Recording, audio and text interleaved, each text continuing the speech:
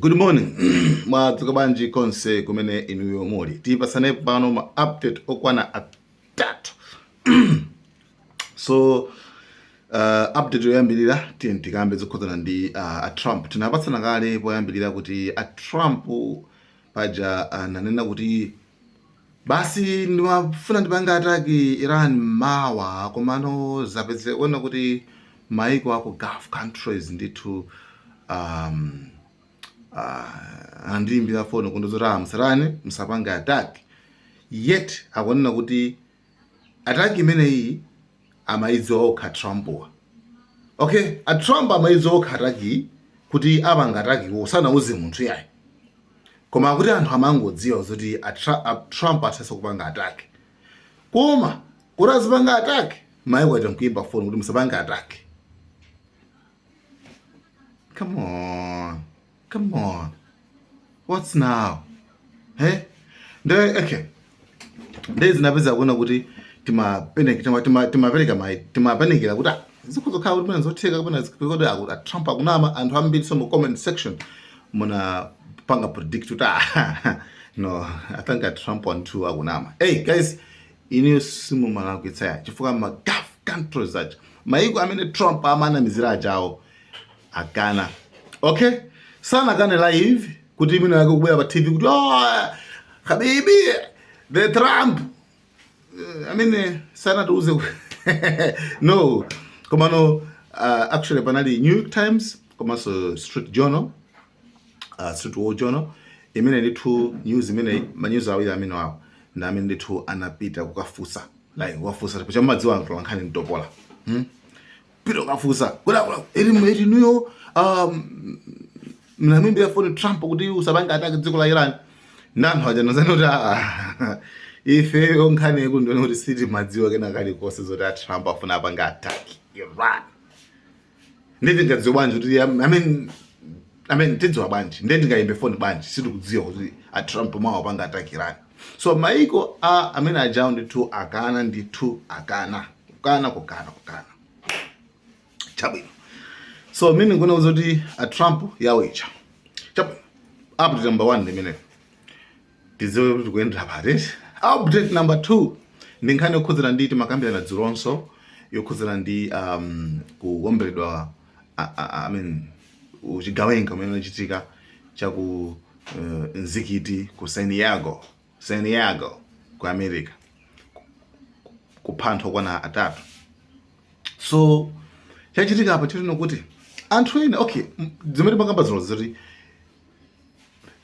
violence ikamachitika we have to condemn it. Okay, zipanga condemn and kabano I think panopa we have to learn something. Dalawina wake kunalemera kumene koko ndi anthu ena kufuna amene kwa bangisa anthu like kufuna kuyankhula mopepe set makuti ndebe uchakwana kuma ndi anthu amene anawo maphanga ndinachi bwana kwambiri chabwino. Zimene zachitika koma zopeza kuona kuti pakubwera anthu ena ake pa Fox News ndikumapanga chonchi. Ndipasire example yabwino kuti mumvetse bwino. Akatolika ndi amboni za Yehova. Okay? Ku akatolika. Okay? Kabati nokuti kwa amboni za Yehova kuti. Kwa amboni za Yehova. Kwabwera china ngatingoleka ngati Boko Haram. Kwabwera china ISIS acha, those terrorist groups. Al-Qaeda zimagulu ngati zimezicha. Tingoleka kuti abwera awapanga attack amboni za Yehova. So momoti fete pange kundem kuti guys izizi khaidwa lindo yipa kwambiri. Okay, simungapanga attack imene kwapanga anthu osalakwa ya china nkokabwera pa TV ndikomena kuti tamvetsera bwino. Okay, chifukwa Kristo ali magulu angapo. Okay, pali awamboni za Yehova what ndi pali akatolika. Okay, zochitika zawo zimasiyana. Ndakuzokhala kuti ndakatolikawo amene apanga zimene zizi I mean, zobereka sense.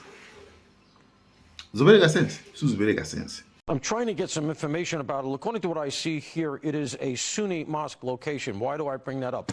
Because Iran is a Shia nation. And some of the stuff that we've seen lately relative to Iran, like, for instance, Hezbollah-linked attacks that were planned to go off here in America, that has a Shia footprint. And if you do I did 15, 16 years of counterterrorism, you think in those terms. What do I have here? Where should I be looking? What connections should I be looking for? Who's identified? So some of the atmospherics here. But, of course, the most important thing right now, control the situation and make sure nobody gets hurt. You understand what I mean? Because chiri so chiri clear. Hapa nda Boko Haram. You understand? So zimeza chiri go. It's like chino chokwe pa TV chikuona kuti okay, awawa nda Islamu akuti achisuni. Ndi pacha ku Irani kula Islamu achishia. Ku Lebanon ndi awawa futi zina masiyana ndi zikuzokhala kuti abanga ndaku Irani kapena ku Lebanon. I mean, sizobereka sense. I mean, olo mwana umuntu sanga hayi muri banji. So anabwera so ndizimenezo ndiko nabwera ameya kufuna kuyankhula bla bla bla bla bla anthu anangoti anthu anati kwanako atukwana.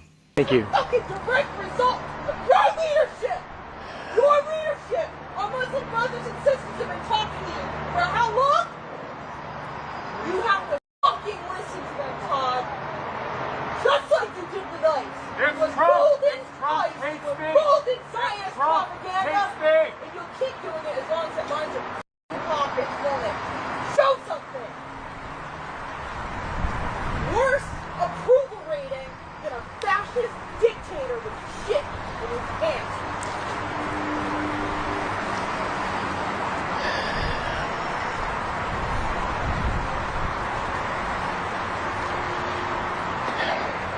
Today our city was shaken. Yeah. You guys are responsible for all this shit. All you guys are responsible. And y'all want to come here and act like you show solidarity. Yeah, you don't care about us. You never did. Show solidarity before it happens. When we're dead. Shame on you. Now You know how many kids could have died? You know how many kids could have died? Shame on you. Shame on you. Get the You guys are the Don't come terrorists. back. You guys are the terrorists. Shit. It's not okay. It's not okay, bro. It's not okay. They promote hate, bro. It's the shit they put on the media that justifies this shit. Komanso akumbutsa kuti condemn kudzudzula ntchito umwe samadzudzula zikachitika yayi koma before choyambira chimenecho. Komanso ndi zinthu zimene mukumapanga feed pa media pa news aku America ku Europe most of the times akapanga report uchigawenga ukachitika pa anthu tingolekeza pa Palestina tingolekeza like ka ku Lebanon tingolekeza number like 200 tingolekeza kuphedwa anthu ka tizikamba tupanga zama figure apa besuri akamao panga akamao ulusa nkhatija amai ulusa ngongo ipe utsakhanga kuti basi zina zake zoti si anthu kweni yayi, okay? Si anthu kweni timvana penepo khanga si anthu kweni yayi. Palestina 50 amwalira chanchana hapa khanga mungu pepo sichoncho media anza khanga they are less human, okay? Koma kangomwalira mmodzi tingolekeza kuti kungomwalira America ni mmodzi tu America mmodzi.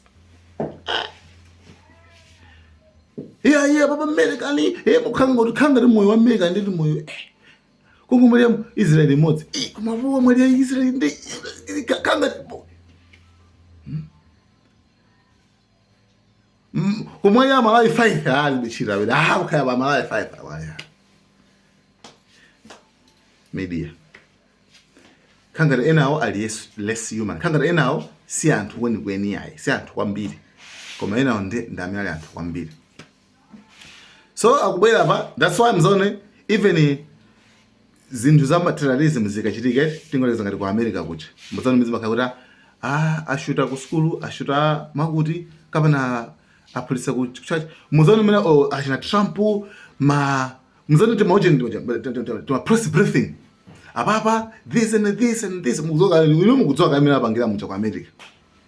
Koma ndifuko obonga nzikiti the Islamic Center so yangokhangara Trump angoti shooting basi nguruza zakhane meneyo basi usangaphosa kwambili so yayi kungoti it's horrible basi usangaphosa kwambili yayi. You understand, like senzoti awu sikuti enaso akumaya khona kuti yayi you understand what I mean. I hope you understand. So zinthu ngati mezi zindana arafika mina kundifaka amaru kwana kuti ndizatsiru kwambili ndinizisiru kwambili pakufunika zizenda mbali zonse tizipanga condemn uchigawenga nolowose umene uchilikawo. We have to distance ourselves from terrorist acts, okay? Kuzinthu za uchigawenga ngati zimene zofunika tizipanga toka chabwino. Tili bompo nkhani yomalizeni yene ndikukuwatseni pa. Brad Cooper amene ali commander wa CENTCOM wa military ya kwa America commander. Poyamba atafunsidwa nkhani kuza ndi kuphedwa kwa ana 168 aku Iran pasukulu. Anangoti ifeyo timona ngati kuti panthupo kale pangakhala timona ngati pali military chanchani nde ndifaida police khanga da police mangozi pano avomereza kuti anapolisapo mwadala pano pavomereza zimene zonso. Okay, tukambaruza ana 168 simunamveko kuti dziko la America lapepesa kuti pepani iyo inali nkhosi nchani simunamveko zimene zonso. Komanso kwa iwo si big deal. It's like besa ndi ana aku Iran alibe ntchito kwenikweni. You understand what I mean? So my lawmakers kwa America avuta kwambiri pankhani imene iyi kuti chifukwa chani koma why? Admiral Mark Stone from Sky News. Can you explain why you cannot reveal what happened in Manab? Hey, how you doing? Investigations ongoing. For how long can you hide behind an investigation is ongoing, sir? We have a team in Manab right now. They have seen what happened. They have seen no evidence of a Iranian missile base there. For how long can you hide behind an investigation is happening, sir? When will the investigation conclude? Admiral, can you tell us when the investigation will conclude? Can you say anything to the families who died in Manab, sir? Ajina Trump aja kunguzanga zinza simple. Koma mimi ndi miyoyo. Amene muli ndi ana mukudziwa kairo mukuzira mwana anapita ku school kana kusana bwereko. How can you feel? Ndikumva zoti America ndi mina police kuna kucha. And iweyo and omwe akufuna zoti mwapange support.